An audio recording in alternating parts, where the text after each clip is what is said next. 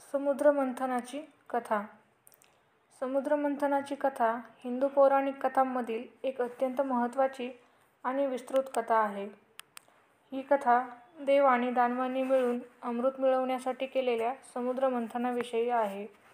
ही कथा अनेक पुराणांमध्ये, विशेषतः श्रीमद भागवत पुराण आणि विष्णू पुराण, तसेच महाभारत आणि रामायणाच्या काही भागांमध्ये आढळते. कथेची सुरुवात. देव आणि दानवांमध्ये अनेकदा युद्ध होत असत. एकदा देवांचा राजा इंद्र याने दुर्वास ऋषींना अपमानित केले. त्यामुळे क्रोधित होऊन दुर्वास ऋषींनी इंद्राला शाप दिला की त्याची सर्व शक्ती आणि वैभव नष्ट होईल. या शापामुळे देव निर्बल झाले आणि दानवांनी त्यांच्यावर विजय मिळवला. देवांनी भगवान विष्णूकडे मदत मागितली. विष्णूंनी त्यांना क्षीरसागर नावाच्या समुद्राचे मंथन करण्याचा सल्ला दिला, ज्यामुळे त्यांना अमृत मिळू शकले आणि त्यांची शक्ती परत मिळू शकली. मात्र हे काम एकट्या देवांचे नव्हते, त्यामुळे त्यांनी दानवांची मदत घेण्याचे ठरवले.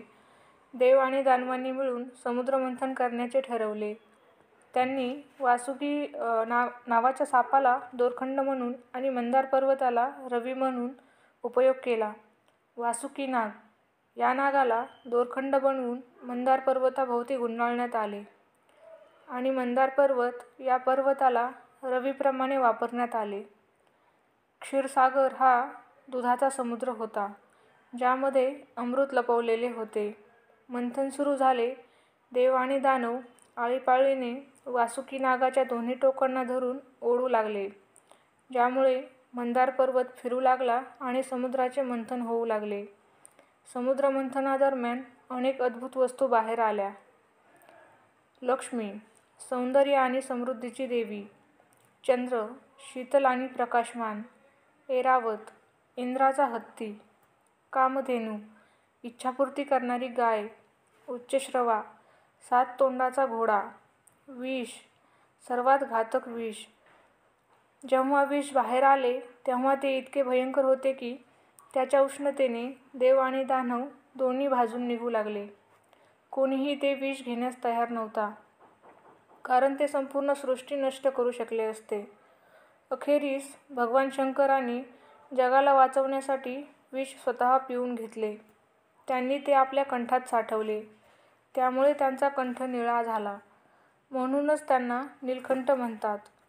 अमृत आणि अंतिम लढाई. समुद्रातून धन्वंतरी अमृत घेऊन बाहेर आली, परंतु दानवांनी ते हिसकावून घेण्याचा प्रयत्न केला. यामुळे देव आणि दानवांमध्ये मोठी लढाई झाली. भगवान विष्णूंनी मोहिनी रूप धारण करून दानवांना मोहित केले आणि देवांना अमृत वाटले. या लढाईत देवांचा विजय झाला आणि ते पुन्हा शक्तिशाली बनले. कथेचा अर्थ. समुद्रमंथनाची कथा आपल्याला अनेक महत्त्वाचे संदेश देते. सहकार्य. देव आणि दानवांनी एकत्र येऊन कार्य केले, जरी त्यांचे हेतू वेगळे होते. त्याग. भगवान शंकराने जगासाठी विष प्राशन केले, जो सर्वात मोठा त्याग होता. धैर्य. कठीण परिस्थितीत हार न मानता प्रयत्न करत राहणे. सत्य आणि असत्याचा संघर्ष. देव आणि दानवांच्या लढाईतून नेहमी सत्याचा विजय होतो, हे शिकायला मिळते. ही कथा भारतीय संस्कृतीत खूप महत्त्वाची मानली जाते आणि यातून अनेक पिढ्यांना प्रेरणा मिळत आहे. कथा आवडली असेल तर आपल्या साहित्यसार या यूट्यूब चॅनलला सबस्क्राईब करा आणि बेल आयकॉन दाबण्यास विसरू नका, ज्यामुळे तुम्हाला अशाच नवनवीन आणि सुंदर कथा ऐकण्यास मिळतील. धन्यवाद.